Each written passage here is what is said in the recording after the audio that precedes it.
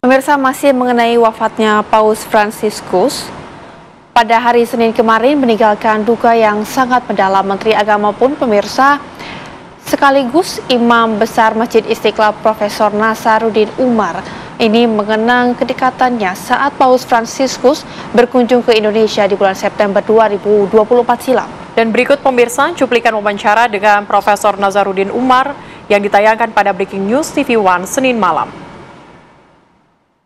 Iya, hari ini ada sangat menarik ya, karena tadi pagi jam 9 saya didatangi oleh utusan Paus ya, membawa undangan untuk mengundang saya dalam satu conference di Vatikan ya. Tapi pada bulan September ya, saya katakan mudah-mudahan kita bisa berjumpa lagi Paus Fransiskus ya, seperti pertemuan di Istiqlal. Iya, apalagi sekarang kan barusan keluar dari rumah sakit sudah getting better katanya ya. Jadi siang saya mendengarkan kabar wafat. Waduh, saya sangat kaget. Banyak sekali kesan-kesan khusus yang bisa saya ceritakan dalam waktu singkat ini. Pertama, ketika baru saja datang, atau begini, rencana kedatangannya ke Istiqlal itu sudah 3 kali direncanakan. Betul. Pertama sebelum COVID, tiba-tiba COVID datang, akhirnya batal. Kemudian ada perencanaan keduanya waktu itu menjelang pemilu kada. Waduh, ini pihak Vatikan menganggap jangan sampai nanti ada pengaruhnya ke persoalan politik. Akhirnya yang ketiganya baru jadi ya. Dan persiapan untuk menjemput beliau juga itu sangat khusus ya, karena pertama dia tidak mau menggunakan mobil mewah, mobil besar. Dicarikan mobil itu masih mewah katanya, akhirnya kita pakai mobil yang sangat harga murah ya, seperti yang dipakai pada waktu itu. Kemudian juga tidak mau menggunakan hotel mewah, hotel berbintang, maka itu dia nginapnya di Kedutaan Vatikan. Kemudian tidak ingin mendapatkan di Istiqlal, juga tidak ingin menggunakan tenda yang mewah. Ya, jadi terpaksa kita pesan tenda yang menengah, tapi bukan juga yang kumuh ya. Kemudian makanan tidak ingin sesuatu yang sangat mewah gitu. Pokoknya hindari kemewahan. Kemudian juga hindari protokol yang berlebihan. Ya, akhirnya seperti itu yang kita lakukan di Istiqlal. Nah, begitu saya jemput, tangan saya digenggam tidak mau dilepas ya. Saya bilang gimana ya, ini kan orang lain juga mau salaman, tapi tangan saya digenggam erat. Ya. Terus kita antar ke terowongan silaturahim, satu-satunya di dunia ya istilahnya, the only one in the world, itu terowongan channel itu. Saya jelaskan dalam bahasa Indonesia, kemudian diterjemahkan ke dalam bahasa Itali, tapi itu mengambil waktu karena 3 kali harus berucap ya. Nah, saya coba bahasa Inggris tapi nggak direspon. Akhirnya saya dibisikin dari belakang, Bapak, Paus itu pernah hidup di Timur Tengah sekian lama. Saya coba bahasa Arab, direspon. Jadi kata penerjemahnya, kalau begitu saya nggak usah terjemahkan. Ya nggak usah. Saya jelaskan tentang Istiqlal, tentang terowongan toleransi dalam bahasa Arab.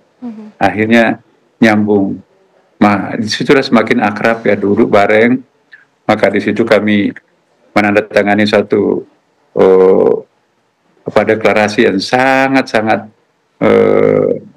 istimewa menurut saya, karena ada 4 poin itu betul-betul sangat implementatif. Jika dibandingkan dengan deklarasi yang disampaikan, yang ditandatangani bersama oleh Grand Sheikh Al-Azhar di Dubai, itu generiknya, tetapi spesialnya, implementatifnya, ini adalah yang di Istiqlal. Karena inilah yang pertama kita mencoba untuk memperkenalkan konsep penyihatan lingkungan dengan menggunakan bahasa agama. Karena kalau bahasa politik, bahasa birokrasi, bahasa hukum sudah terlalu banyak, tapi ternyata tidak bisa menjinakkan anak manusia untuk merusak lingkungan alam. Maka kami bersepakat untuk menghimbau kepada seluruh pemeluk agama apapun juga, mari kita menggunakan bahasa agama untuk mensyiarkan betapa perlunya kita memelihara lingkungan hidup ini. Ya.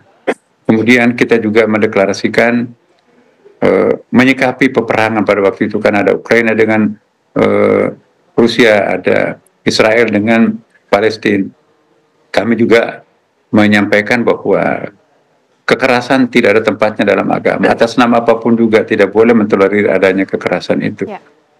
Kemudian kita memperkenalkan suatu konsep toleransi sejati. Toleransi sejati yang kita maksudkan bukan sekedar hidup koeksistensi sama-sama, hidup berdampingan tanpa saling mengganggu, tapi itu nggak cukup. Kita menambahkan perlunya ada rasa cinta yang sangat dalam mengikat satu sama lain. Nah, kemudian juga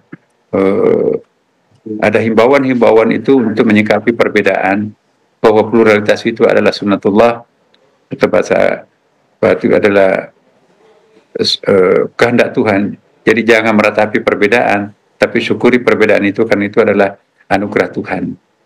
Ya, tidak indah sebuah lukisan kalau itu di kain putih dibingkai dengan emas sekalipun. Tapi lukisan itu menjadi indah kalau warna-warna kontras ya.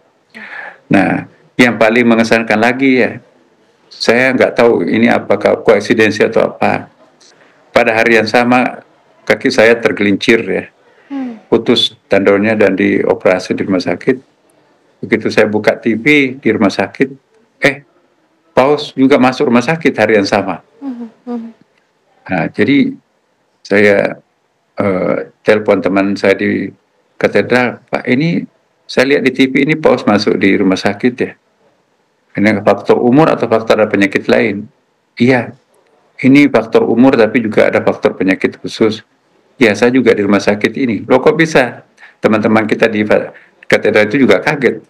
Imam besar masuk rumah sakit hari yang sama dengan Paus. Nah, jadi itu mungkin koinsidensi ya, kebetulan. Tetapi poin saya bahwa banyak hal yang perlu kita pelajari dari beliau. Kesederhanaannya ya. Kemudian yang kedua adalah keterbukaannya. Yang ketiga bahasa tubuhnya, body language itu juga tersenyum. Coba perhatikan. Sepertinya wajah tidak pernah marah tuh. Masya Allah. Pemirsa, sajadah apa kabar Indonesia Siang akan kembali menemani Anda dengan sejumlah informasi lainnya. Tetaplah bersama kami.